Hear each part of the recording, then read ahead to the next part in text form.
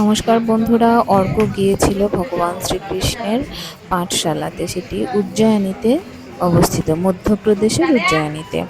সন্দীপন মুনির আশ্রমে ভগবান শ্রীকৃষ্ণ তার বন্ধু সুদামা আর বড় দাদা বলরামের সঙ্গে গিয়েছিলেন। সেখানে আমরা ভগবান শ্রীকৃষ্ণ কোথাও কোন ঘরে বসে পড়াশুনো করতেন, তার কোন পুকুরে স্নান করতেন ইত্যাদি বিভিন্ন জায়গা দেখি। ভক্তরা আনন্দে মুখর হয়ে সবাই গান বাজনা করে, কারণ ভগবানের জায়গা মানেই আমাদের সনাতনীদের কাছে অনেক আনন্দের একটা জায়গা। তো অর্ককে নিয়ে আমি সেরকম জায়গাগুলোতে ভিজিট করি, যাতে সে কোনো রকম ভ্রান্ত ধারণা না রেখে সরাসরি সেই জায়গায় গিয়ে দেখতে পারে। তো আপনারাও এখানে আসতে পারেন, এখানে ঘুরে ঘুরে দেখতে পারেন। এখানে কোনো রেস্ট্রিকশন নেই, সবাই আসতে পারে। হ্যাঁ, কারণ সরাসরি আসলে আমরা সবকিছু জানবো, শুনবো, বুঝবো। শুধু শুধু গল্প কথা শুনে তো লাভ নেই।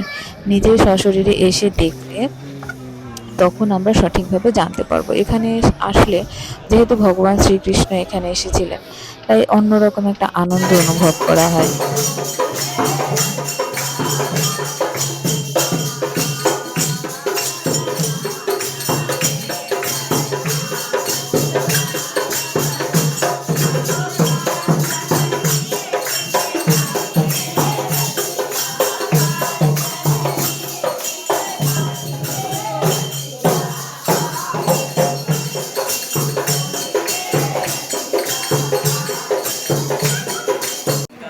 এখানে ঘুরে ঘুরে আপনারা অনেক কিছু দেখতে পারবেন। এখানে গ্যালারি আছে, সব কাহিনীগুলো মুনির সন্দীপন মুনির কাছে কিভাবে ওনারা পড়াশোনা করেছেন সব কিছু খুব সুন্দরভাবে গ্যালারিতে সাজানো আছে।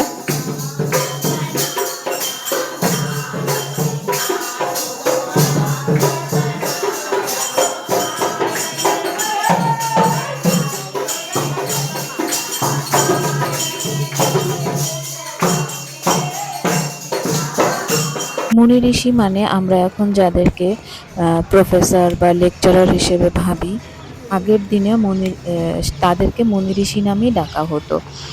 তো ভগবান শ্রীকৃষ্ণ এ ধরনের বড় বড় শিক্ষকদের কাছে শিক্ষা গ্রহণ করেছেন। মুনি ঋষিরা আসলে প্রফেসর বা লেকচারার। তো সন্দীপন মুনি ওই সময় অনেক বড় একজন শিক্ষক ছিলেন, এবং তারা কিন্তু গবেষকও। এখন আমরা যাদেরকে গবেষক বলি তারা কিন্তু তাই ছিলেন। তো সেই জায়গাগুলো এই যেখানে গ্যালারিতে সবকিছু ছবিতে দেওয়া আছে, তো এগুলো ঘুরে ঘুরে দেখা যায়, অনেক কিছু জানা যায়। এখানে সবকিছু বিস্তারিত লেখা আছে, আপনারা এখানে এসে পড়তে পারবেন, জানতে পারবেন। অবশ্যই আসুন, ভিজিট করুন, দেখুন, জানুন, বুঝুন।